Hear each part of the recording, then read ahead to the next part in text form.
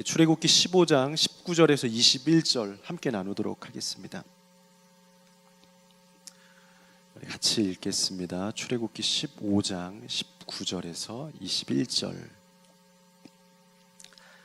우리 한 목소리로 함께 읽도록 하겠습니다. 시작. 바로의 말과 병거와 병이 함께 바다에 들어가매 여호와께서 바닷물을 그들 위에 되돌려 흐르게 하셨으나 이스라엘 자손은 바다 가운데서 마른 땅으로 지나간지라. 아론의 누이 선지자 미리암이 손에 소고를 잡음에 모든 여인도 그를 따라 나오며 소고를 잡고 춤추니 미리암이 그들에게 화답하여 이르되 너희는 여호와를 찬송하라. 그는 높고 영화로우시며 말과 그 탄 자를 바다에 던지셨음이로다 하였더라. 아멘. 오늘은 우리 미리암에 대한 말씀을 잠시 나누도록 하겠습니다.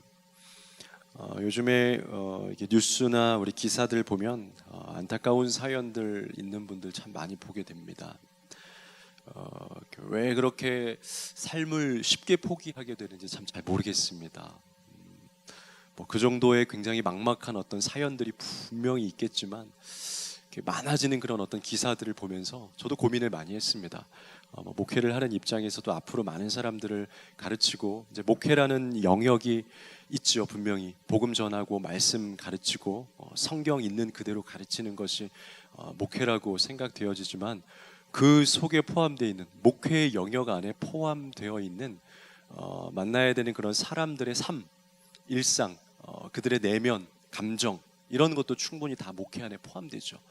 그런 것들을 생각할 때 사람들이 가지고 있는 요즘에 있는 그 현대 사회를 살아가고 있는 사람들이 왜 이렇게 많이 약해져 가고 있고 또 그런 마음들이 이렇게 쉽게 무너지고 심지어 그냥 마음만 약해지는 것뿐만이 아니라 극단적인 결단을 통해서 어떤 결정을 통해서 자기 자신 혹은 지난주에도 기사를 보니까 자기 혼자가 아니라 아이가 한 셋이나 있는데 같이 그 아이들까지 그렇게 어려운 상황으로 몰고 가는 그런 것들을 보면서 어디서부터 이런 것들이 시작된 걸까? 만약에 내가 누군가를 가르쳐야 한다라면 어떤 다음 세대들을 가르치고 또 우리 또 부모 세대들에게 또 어떠한 교육을 해야 된다면 뭘 도대체 가르쳐야 되는 걸까? 저들에게 무엇을 강하게 해줘야지? 물론 말씀과 성령과 어떤 예배의 충만함을 가르쳐야겠죠. 그런데 그 이면에 더 깊은 것이 무엇일까? 저들은 뭐가 약해졌길래 그렇게 아주 우리와랑은 굉장히 거리가 멀게 느껴질 수 있겠죠. 여러분들에게는 아주 먼 이야기, 남의 이야기 같이 느껴질 수 있겠지만 우리가 다음 주 돌아오는 주일날도 우리가 생명 사랑 걷기 축제를 하는 이유가 그게 먼 이유가 아니라 먼 일이 아니라 우리가 우리의 일로 생각하고 우리가 그것을 품어야 된다는 마음이 있기 때문에 하는 것이죠. 남의 이야기가 아닌 것이죠. 왜 그들은 그런 결정을 내렸어야 하는 걸까라는 고민을 하다가 제 마음속에 여러 가지의 분석들이 있겠지만 제 가슴 속에서 내려진 한 가지 그냥 이유, 작은 이유가 하나 있다면 그것은 아마도 존재감에 대한 것이 아닐까. 저 사람들이 저렇게 자기를 그렇게 포기하게 된 것은 자기가 얼마나 중요한 존재인지, 나의 이 탄생 자체가, 나의 이 태생 자체가 하나님 앞에서 얼마나 소중하고 얼마나 아름다운 것인지를 그들이 모르기 때문에 존재감, 그러니까 이 존재감이라는 단어 안에는 포함되어 있는 두 가지 어떤 정체성이 있어요. 하나는 정체성인 거고요, 하나는 자존감인 거죠. 그러니까 정체성, 내가 누구인지를 알게 되는 것하고 그다음에 그 안에서 나의 그 마음이 심지가 곧게 서는 것이 자존감이라고 그러죠. 그러니까 이 정체성과 자존감이 잘 연합하여져서 그래, 내가 하나님께 축복받은 사람, 내가 어떤 어려운 상황과 환경이 있더라도 내가 지켜져야 되는 사람, 어떤 그런 것이 잘 자리를 잡게 된 것이 우리가 존재감이라고 하는 거죠. 근데 그들에게는 존재감이 부족한 것 같다. 자신의 존재가 얼마나 그렇게 연약하게 느껴졌고 자기가 이것을 극복할 수 있을 거라는 그 확신 자체가 없는 거죠. 믿음 자체가 사라진 거죠. 절대로 할 수 없다라고. 나는 이런 걸 할 수 있는 사람이 아니야. 난 이것을 극복할 수 있지 못해 라는 자기 존재하던 아주 땅바닥까지 떨어지게 된, 나는 버러지와 같고 나는 죽어도 마땅해, 그냥 없는 게 더 나을 것 같아 라는 생각을 가져짐을 통해서 아마 저들이 저런 생각을 갖게 된 것이다. 만약에 저들을 위해서 어떤 훈련을 해야 된다면 여러 가지 말씀과 어떤 그런 경건의 훈련들을 해야겠지만 함께, 물론 말씀과 영성이 함께 내 가슴에 자리 잡게 되면 그때 이 존재감, 어떤 정체성, 자존감들이 같이 견고하게 되죠. 이제 그런 것들을 생각하면서 그들에게 어떤 존재감에 대한 내면의 문제에 대한 것들을 좀 단단하게 해줄 수 있는 그런 말씀과 또 그들의 격려와 이런 것들을 해줘야겠다. 그래서 이렇게 우리 기독교의 이렇게 흐름 속에서 흘러가는 어떤 그런 어떤 그 예배의 흐름들, 찬양의 어떤 문화들의 이렇게 흐름들을 보니까 정말 그 대중 문화에까지도 언젠가부터 깊게 뿌리 내려서 가장 유행하고 이렇게 하는 어떤 히트되는 노래 중에 찬양 중에 하나가 이 찬양일 수밖에 없었구나 하는 게 떠오르는 거죠. 어떤 찬양인지 떠오르죠. 다른 세상 사람들도 다 부르게 되는 당신은 사랑받기 위해 태어난 사람. 이 노래가 사실은 그 시대상을 말해주는 거죠. 자존감, 그 정체성에 대한 나의 존재감에 대한 것들이 무너지고 있는 그 시대 속에서 당신은 사랑받기 위해 태어난 사람입니다. 당신은 소중한 사람입니다라는 것을 계속해서 격려하고 권면해 주면서 이 당신이라는 한 사람이 결코 작은 사람이 아니다라는 것을 말해주는 이 찬양, 또 그 메시지는 굉장히 소중하고 복되고 오늘 이 시대에 다시 좀 전해져야 되는 그 한 사람에 대한 메시지가 아닌가라는 생각을 하게 됐습니다. 이 성경은 이 한 사람에 대해서 한 영혼, 이것을 그냥 요즘 시대적인 어떤 사회적인 표현으로 하면 물론 오래된 표현이죠. 맨파워, 한 사람의 영향력에 대해서 성경은 분명하게 크게 봅니다. 우리는 우리 스스로가 많이 낮아지기도 하고 그런 어떤 그런 굉장히 한국의 정서는 어떤 그 이렇게 정죄, 어떤 정죄, 억압의 그런 정서들을 가지고 있죠. 특별히 이제 오늘 미리암 이야기를 하면서 여성 이야기들도 같이 나누게 됐지만 눌리고 억압되고 그런 정서들이 많이 있죠. 근데 오늘 이 성경에서는 그렇지 않게 한 사람을 통해서 당신의 영혼 한 사람이 변화됨을 통해서 당신이 그런 구원받음을 통해서 당신이 새로운 사람으로 일어남을 통해서 얼마나 무한한 가능성이 내포되어 있고 위대한 일이 일어나게 되는지를 분명하게 가르치고 전하게 됩니다. 로마서 5장 19절에 가장 유명한 말씀 있죠. 한 사람이 순종치 않음으로 많은 사람이 죄인이 된 것처럼 한 사람의 순종으로 많은 사람이 의롭게 될 것입니다 라고 표현하면서 하나님의 역사 속에 한 사람의 맨파워가, 한 사람의 이 변화와 그 마음의 열정이 얼마나 중요한지를 계속해서 성경의 흐름 속에서는 말을 하고 있습니다. 그런데 오늘 제가 여러분들하고 조금 더 나누고 싶은 그 한 사람에 대한 이야기 중에 한 가지는 뭐냐면요, 한 남자의 이야기를 다루고 싶은 것이 아니라 오늘은 한 여성의 이야기를 다루고 싶다라는 겁니다.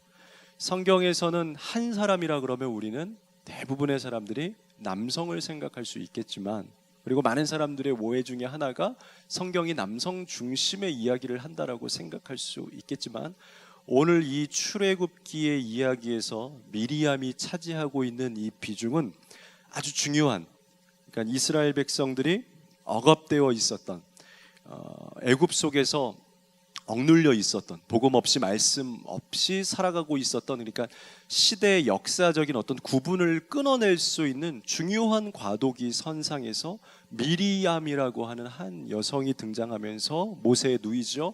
이 미리암을 통해서 이 미리암이 아주 중요한 역할들을 감당하는 걸 보면서 예전에는 맨파워를 우리가 강조하기도 하고 한 사람이라는 것을 강조했는데 우먼 파워, 여성을 통해서도 일하시는 하나님이 분명히 성경 속에 숨겨져 있고 감춰져 있다. 아니, 숨겨져 있는 것이 아니라 사실 드러나 있었는데 보는 사람들의 어떤 눈이, 우리가 그런 거 이야기하죠. 내가 어떻게 보느냐에 따라서, 내가 어떤 눈을 가졌느냐에 따라서 그냥 그렇게 본다 그러죠. 많은 사람들이 남성 중심으로 성경을 보니까 그냥 남성만 보인 거예요. 그런데 정말로 어떤 여과 없이 정말 투명한 눈으로 보게 될 때 성경의 위대한 일들을 누가 이루어가고 있었나. 분명히 남성들이 숫자로는 많이 등장하는 것 같지만 오늘 이 출애굽기에서도 그 위대한 일들이 이제 앞으로 이제 제가 쭉 이야기를 펼쳐가겠지만 그 중요한 과정 속에서 함께하고 있었던 그 동지들의 이야기를 보면 여성들이 어떤 그런 이렇게 아주 서브의 역할, 아주 빈약한 역할들이 아니라 아주 동등한 우월한 역할들을 하고 있는 것들을 볼 수가 있게 됩니다. 그것을 통해서 여러분들도 오늘 이곳에 나와서 그냥 예배하고 은혜 받고 잘 자라나게 되겠지만 여러분들을 통해서 하나님께서 하실 일들을 많이 기대하시고 여러분들의 존재감 자체가 여러분들의 정체성 자체가 그런 가정에서의 어머니, 또 자녀를 키우는 또 엄마, 여러 가지 역할들이 있겠지만, 가정에 포함되어 있는 여러분들의 역할이 있겠지만, 그것을 넘어서서 미리암처럼 하나님께서 여러분들을 통해서 행하시고 일하실 것들을 잘 바라보고 나를 통해서 좀 더 넓게 더 깊게 사역하시고 일하실 하나님 나라의 관점에서 그런 좀 넓어진 그런 하나님께 나를 통해서 일하시게 될 것이다라는 기대감을 가지고 오늘 말씀을 다시 한번 조명해보고 바라보는 시간이 되었으면 좋겠습니다. 미리암이 성경에서 중요한 이유 중에 하나는 이스라엘 역사에서 여성의 존재감이 분명하게 드러나는 장면이 오늘 출애굽기이기 때문이 그렇습니다. 다른 장면들보다도 이 출애굽기의 어떤 단락이 여성이 등장하게 되는 가장 아주 명확한 장면입니다.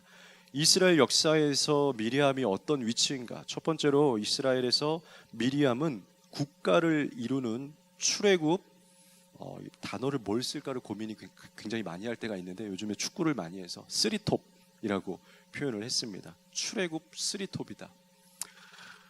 여성에 대한 비성경적인 오해 중에 하나는 뭐냐면요, 여성의 존재감에 대해서입니다. 여성은 도우미일 뿐이다. 여성은 섬기는 사람 정도일 거이다. 특별히 아담과 하와 이야기하면서 하와는 아담의 갈빗대 정도일 뿐이다 라고 이야기하는 그런 어떤 남성 중심적인 이야기들이 있죠. 그런데 아닙니다. 성경에서는 여성들도 굉장한 동등한 리더였습니다. 미가서 6장 4절을 한 번만 여러분들 펼쳐 보시겠습니다. 미가서 구약성경 6장 4절입니다.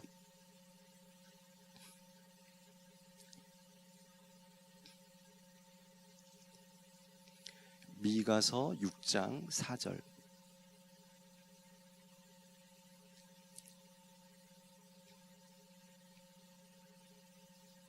네, 같이 한번 읽어보도록 하겠습니다. 시작. 내가 너를 애굽 땅에서 인도해 내어 종노릇하는 집에서 속량하였고 모세와 아론과 미리암을 내 앞에 보냈느니라. 아멘.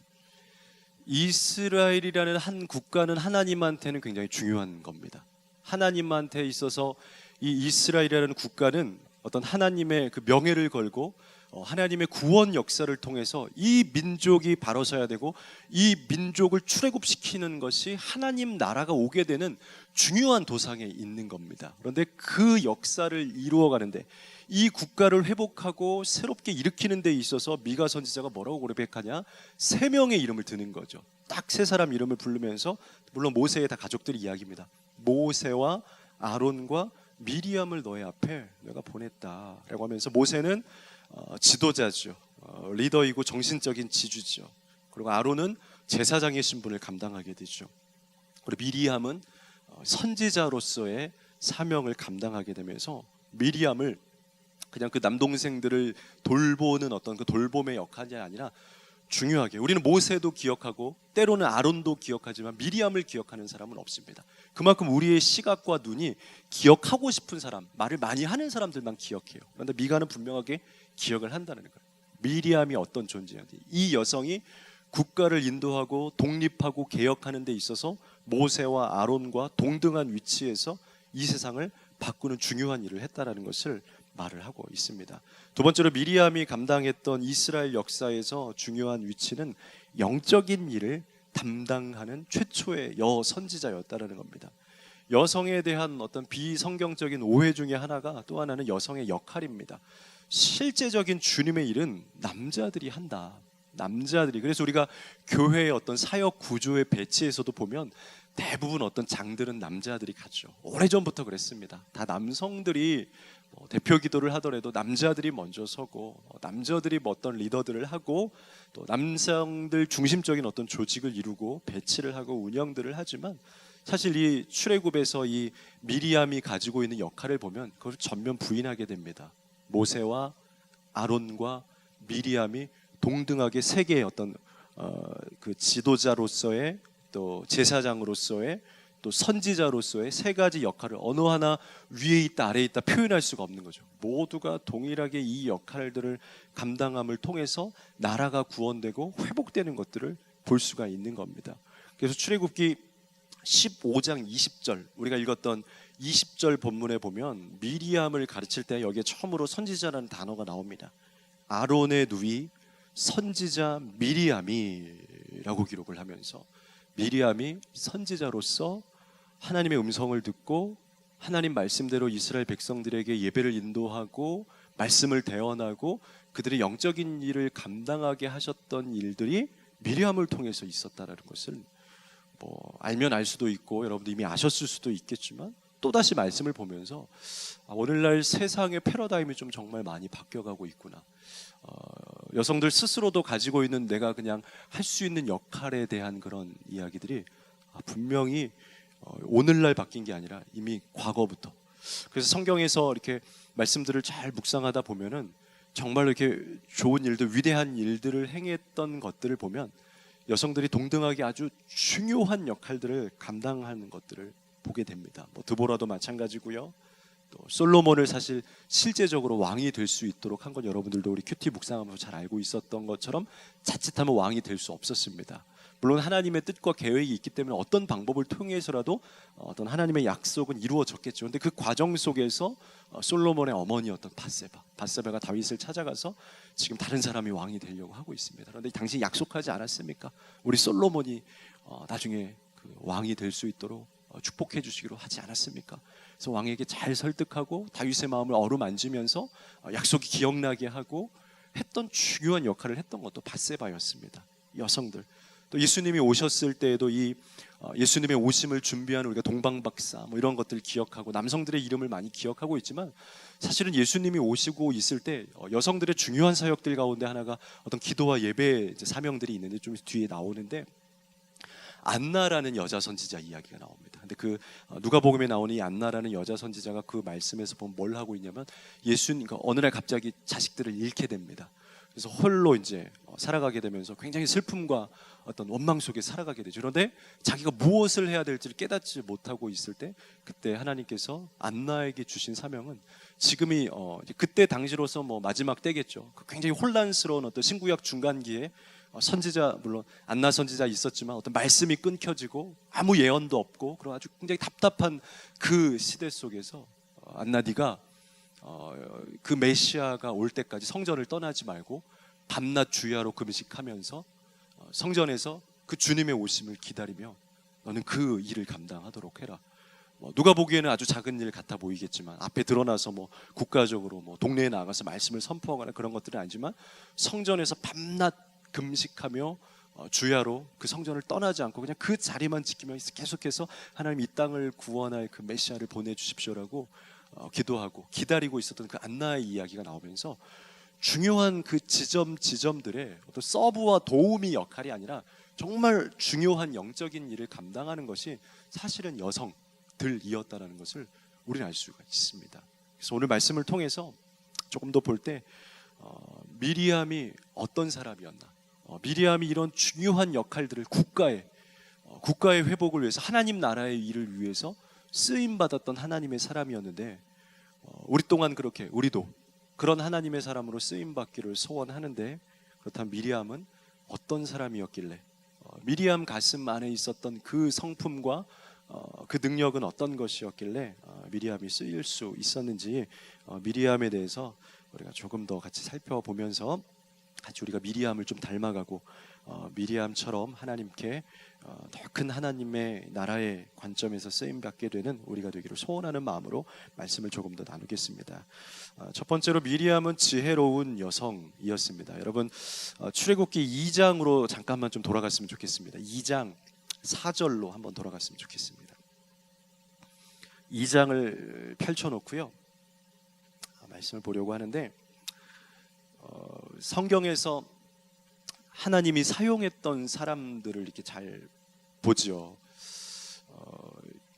뭐 저는 목회자여서 부럽고 또 쓰임 받고 싶고 그런 마음이 있지만 뭐 여러분들도 동일하게 그런 마음이 좀 있으셨으면 좋겠습니다. 나도 하나님의 그런 복음의 일을 위해서 이렇게 잘 쓰임 받았으면 좋겠다라는 마음을 여러분들이 좀 가지셨으면 좋겠습니다. 그런데 그런 사람들이 어떻게 하나님께 그렇게 아름답게 잘 쓰임 받았을까를 있는 사람들을 이렇게 잘 분석을 하고 이렇게 살펴보다 보면 제가 본 어떤 관점에서는 뭐 여러 가지 뭐 다른 것들이 있겠지만 성경에서 하나님이 붙들었던 사람들, 하나님이 놓치지 않고 엉뚱하게도 이런 사람을 쓰시네 라고 썼던 사람들의 공통점을 보면 딱 두 가지 키워드가 저는 이렇게 묵상이 되고 좀 보이는 것 같아요. 뭐냐면 바로 순결과 지혜라는 두 가지 키워드였던 것 같아요. 그것이 마태복음 10장 16절에서는 이렇게 정확하게 좀 표시가 됐죠. 내가 너희를 보내는 것이 양을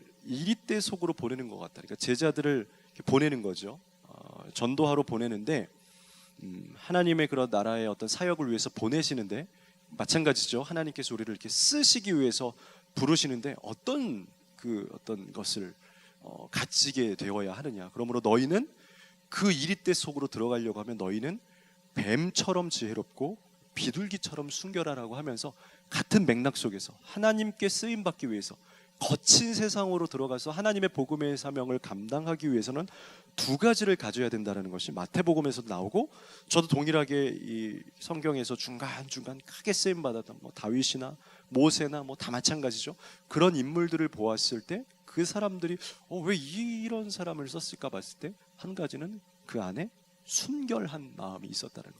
순수하고 순박하고 진실하고 하나님을 향한 그래도 깨끗함을 가지려고 하는, 이중적이지 않고 거짓되지 않고 순전한 마음을 품고 있었던 사람이었던, 그것이 첫 번째 하나님의 어떤 키워드였고, 두 번째는 순결 자체만으로는 안 되죠. 순결한데 거기에 지혜 이것이 굉장히 중요한 거죠. 순결하고 순박하고 착하고 선한데 그 양떼들을, 그 이리떼들을 마태복음에서 말한 것처럼 이 양을 이리떼 속으로 보내는데 양이 그냥 눈이 보이지 않고 답답해 있기만 하면 절대로 이리떼에서 살아남지 못한다는 것을 예수님은 알고 계신 거죠. 그래서 거기에다가 순결만 강조한 것이 아니라 양처럼 순결하기도 해야 되지만 지혜를 가진 양이 되어야 된다.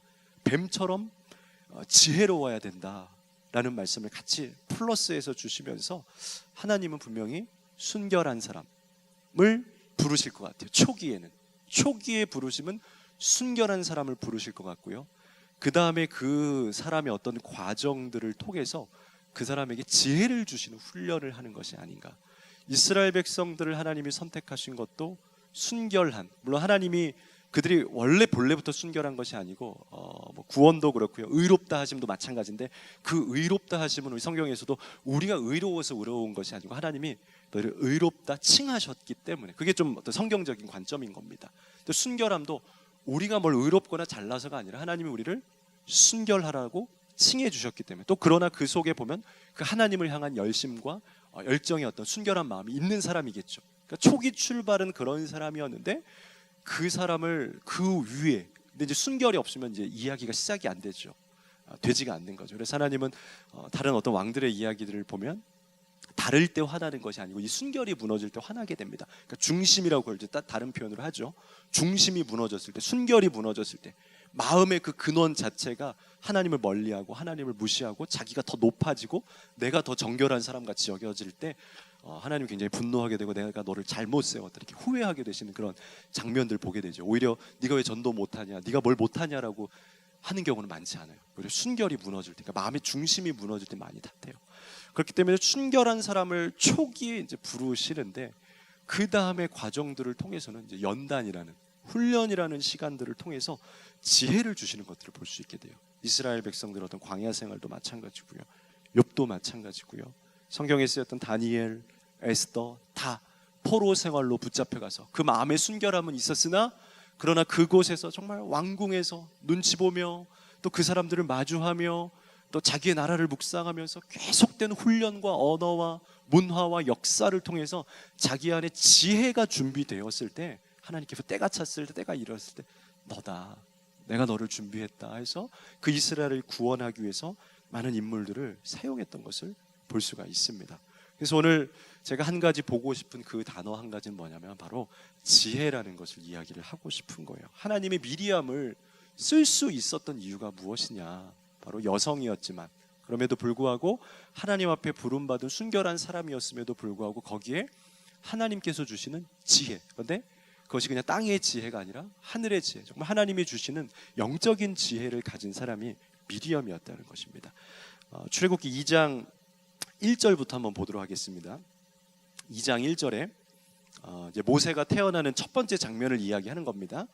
레위 가족 중 한 사람이 가서 레위 여자에게 장가들어, 레위 사람끼리 이제 만났다라는 겁니다. 유대인들끼리 같이 만났습니다.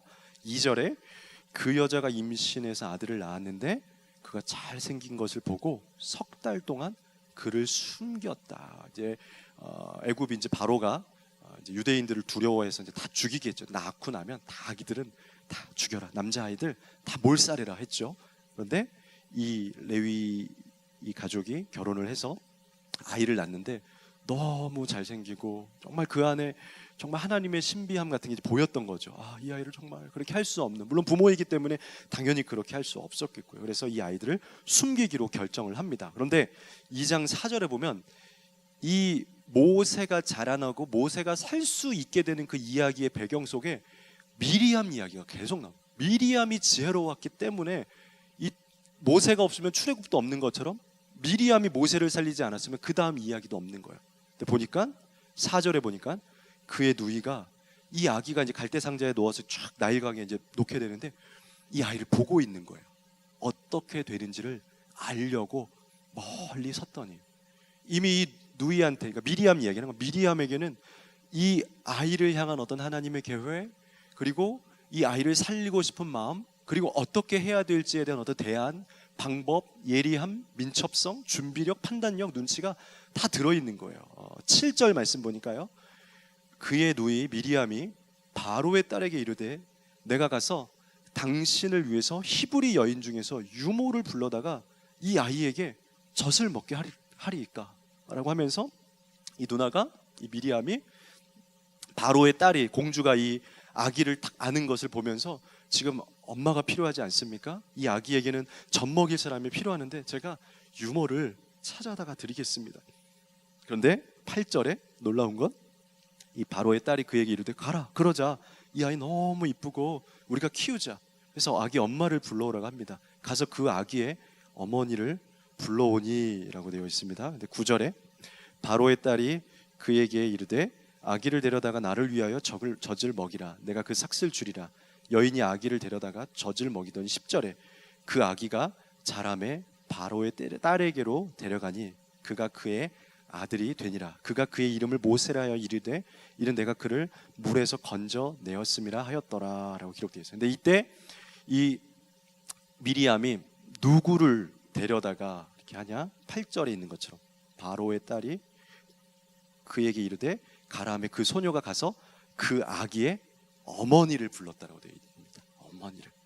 그러니까 미리암이 이거를 잘 보면서 이 아이를 살리기 위한 굉장히 아주 적절한 타이밍에 또 유모를 적절하게 불러오는데 모세의 엄마를 딱 불러다가 이 아이가 살 수 있도록, 그리고 엄마의 사랑을 어릴 적부터 받을 수 있도록 안정감과 준비된 사람이 될 수 있도록 하고 있다는 겁니다.